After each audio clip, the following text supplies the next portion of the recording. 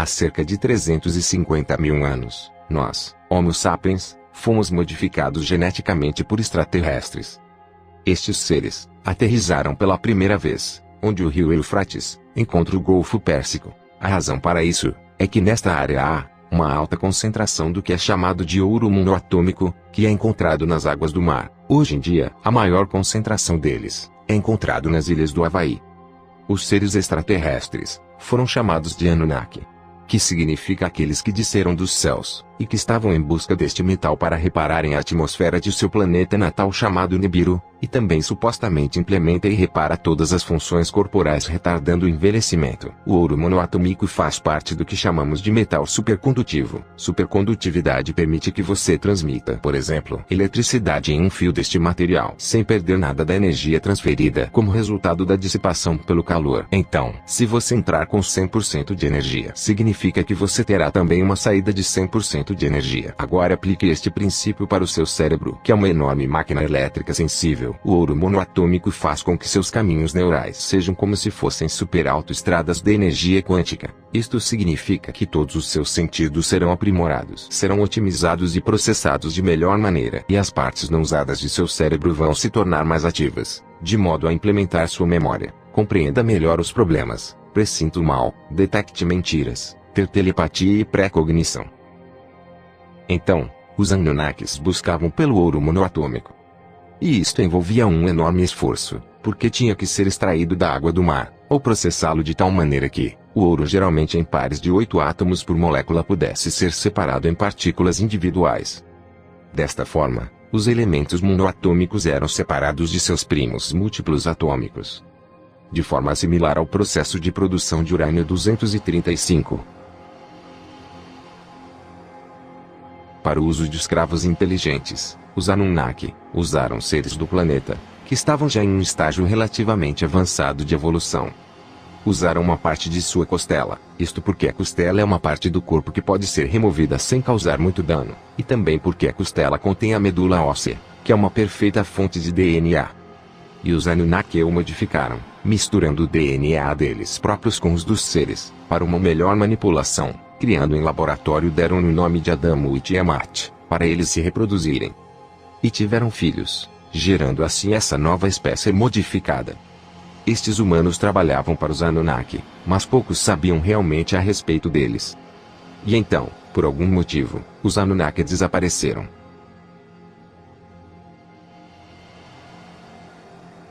Então, alguns seres humanos receberam parte do conhecimento dos Anunnaki. Os últimos humanos conhecidos foram os judeus, que carregaram a arca em sua jornada, do Egito para a Terra Prometida. Antes deles a arca esteve em terras sumérias, babilônias e tibetanas. Esta arca, não a Arca de Noé, era conhecida por possuir poderes além da imaginação humana. Ela podia levitar e liberar o fogo das estrelas, uma perigosa exibição de poder como fogos de artifício que ocorria quando os elementos monoatômicos se tornavam estáveis. Para torná-los estáveis novamente, você precisaria saber certos segredos. E com os segredos, você poderia preservar a arca, assim como seus poderes. Os homens que tinham conhecimento dos segredos da arca, tiveram longas e prósperas vidas. O mais conhecido deles foi Matusalém, que viveu a idade de 950 anos. Onde quer que a arca esteja, a cultura que a possui prospera. E durante os últimos séculos, foi levada de Jerusalém até Roma, depois mudou-se de Roma para Londres, e agora, supõe-se que esteja nos Estados Unidos da América. A arca sempre se moveu para o oeste, e continuará sempre movendo-se para o oeste. Desde o início, as pessoas que possuíram a arca, nunca deixaram de possuí-la, e grande cuidado é desprendido em preservar a pureza de sangue dos detentores da arca. O renomado teórico da conspiração David Icke, estudou a linhagem de George W. Bush. Investigou a mesmo até a existência dos Sumérios. A civilização que viveu na parte sudeste do local que hoje conhecemos como Iraque, onde o rio Eufrates encontra o Golfo Pérsico.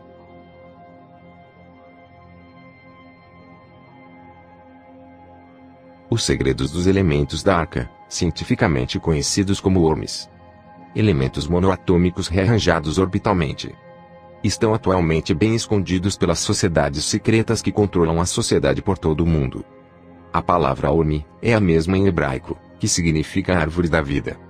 Ormes consiste de 8 metais que são rutênio, ródio, paládio e prata, conhecidos como metais nobres leves.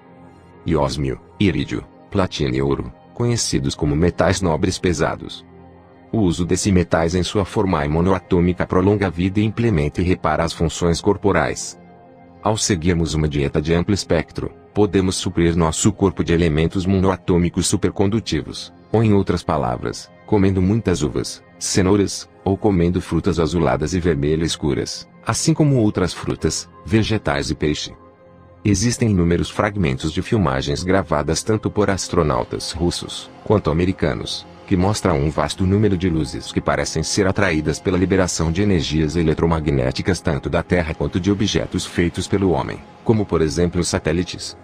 No edifício de número 8 do Centro Espacial Johnson, no Texas, fotos em alta definição tiradas por satélite são alteradas no Photoshop diariamente para remover quaisquer provas de extraterrestres.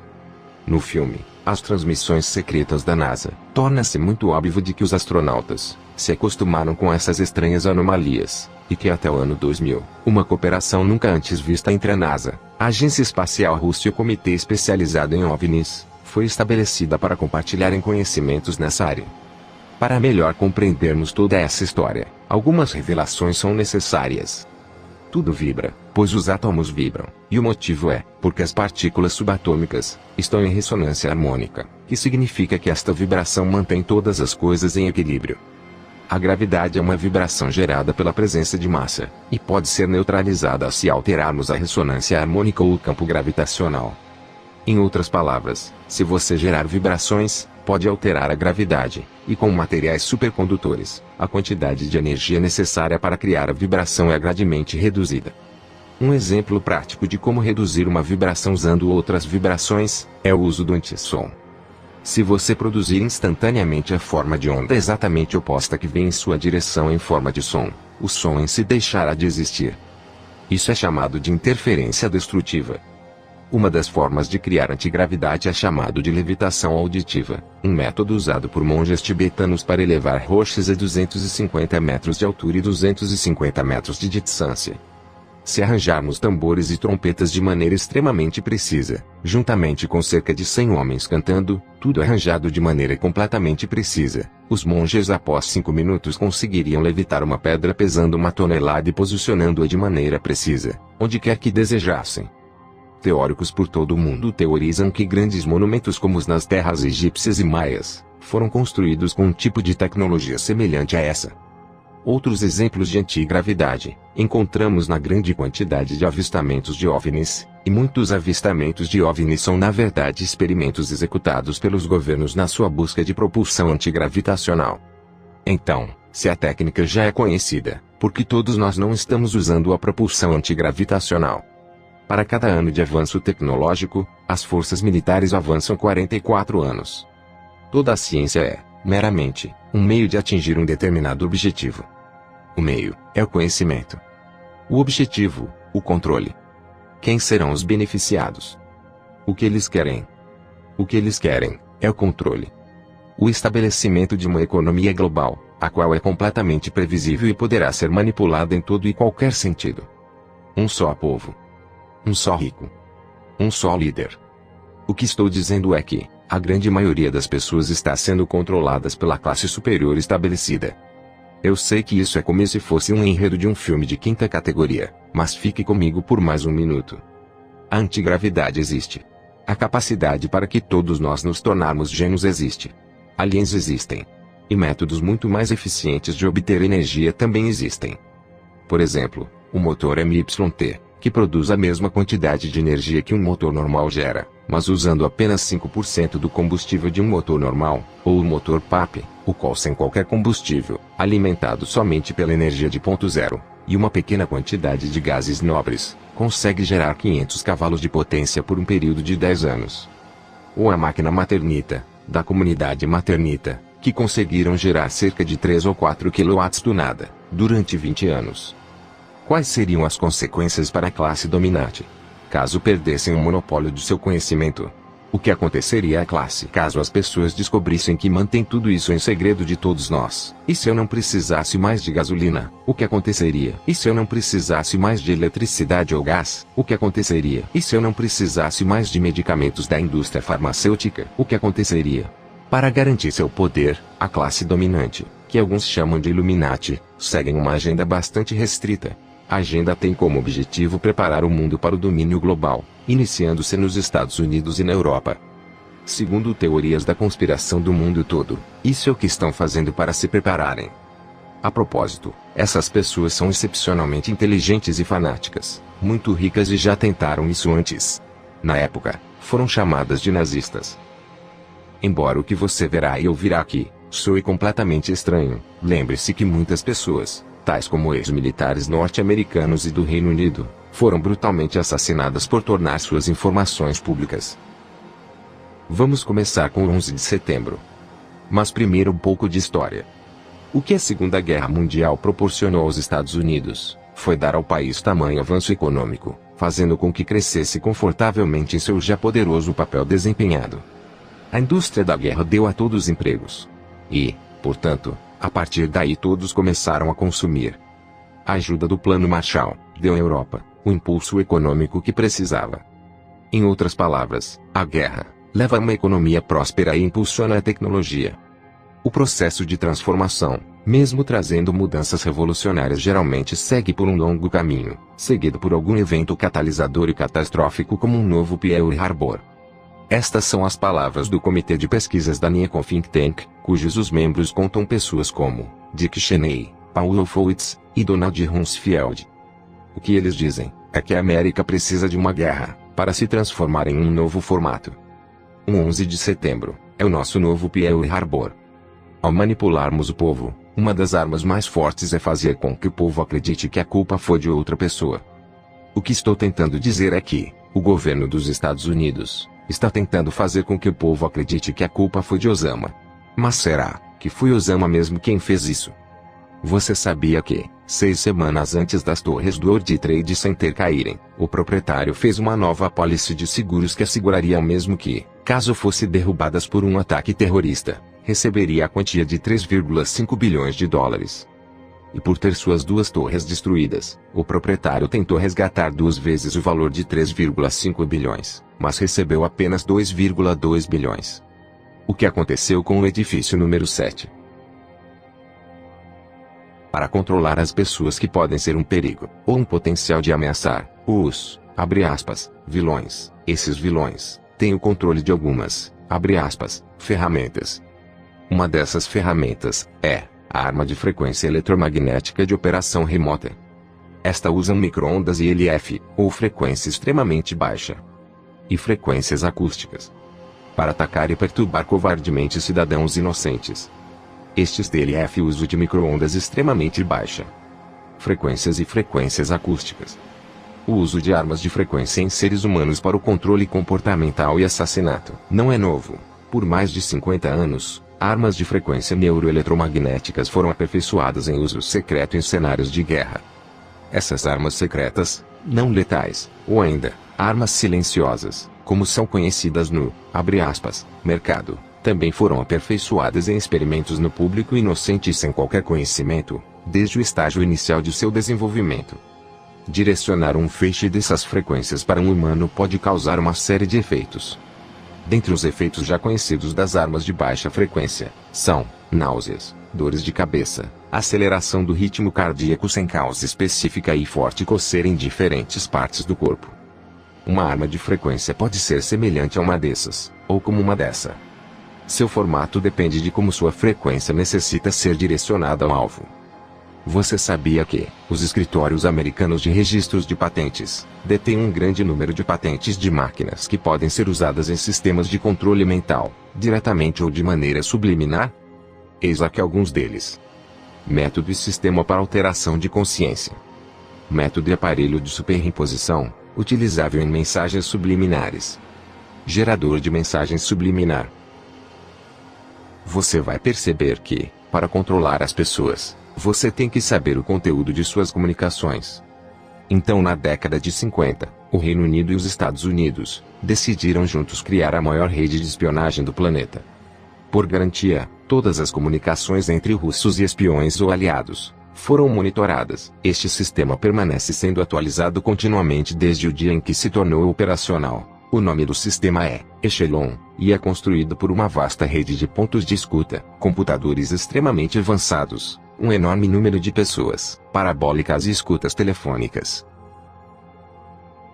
Os computadores da Echelon capturam todas as comunicações através da internet, celulares, telefones fixos, televisores e transmissões de rádio, comunicações via satélite, privadas, militares e diplomáticas, e escutam toda e qualquer palavra. Os computadores trabalham com uma lista de palavras-chave, e quando uma mensagem contém uma ou mais palavras, ela é direcionada a um especialista que examinará a mensagem. Se a mensagem for suspeita, certas medidas poderão ser tomadas. Os centros da Echelon estão ao redor do mundo, mas aqui estão os locais mais conhecidos. Minuit Hill, Norte Yorkshire, Inglaterra. HARP, Programa de Investigação de Aurora Ativa de Alta Frequência, Alaska. Pine Gap, próximo a Alice Springs, Território Norte, Austrália. Pine Gap é um complexo com antenas de radar, uma gigante central de computadores de cerca de 20 edifícios auxiliares. O setor de análise de sinal da central de computadores é constituído exclusivamente por analistas da CIA e NSA.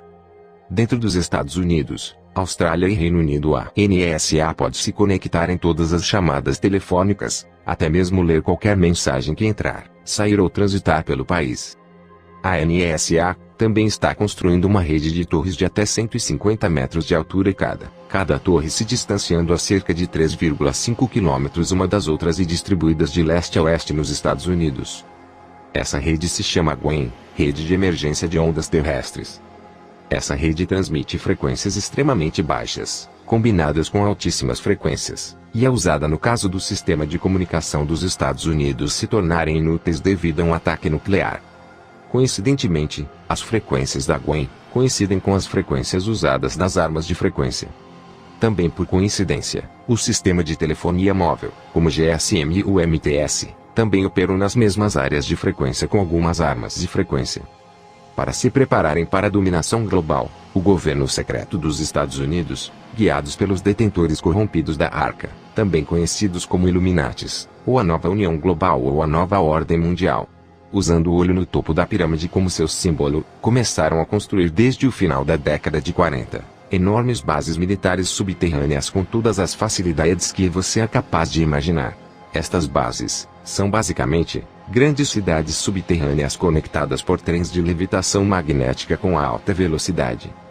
De acordo com Phil Schneider, o orçamento negro é um orçamento secreto que acumula 25% do produto interno bruto dos Estados Unidos. O orçamento negro atualmente consome trilhões de dólares por ano. Atualmente existem mais de 129 bases subterrâneas, ou DUMBs, nos Estados Unidos. Essas bases subterrâneas foram construídas usando perfuramento a laser, alimentados com energia nuclear, e que podem perfurar mais de 11 km por dia. E também explosões nucleares dedicadas, capazes de criar enormes espaços no interior da Terra. Muitos empreiteiros trabalham nesses lugares, mas nunca mais do que 3 ou 4 semanas. Sempre sob estrita supervisão.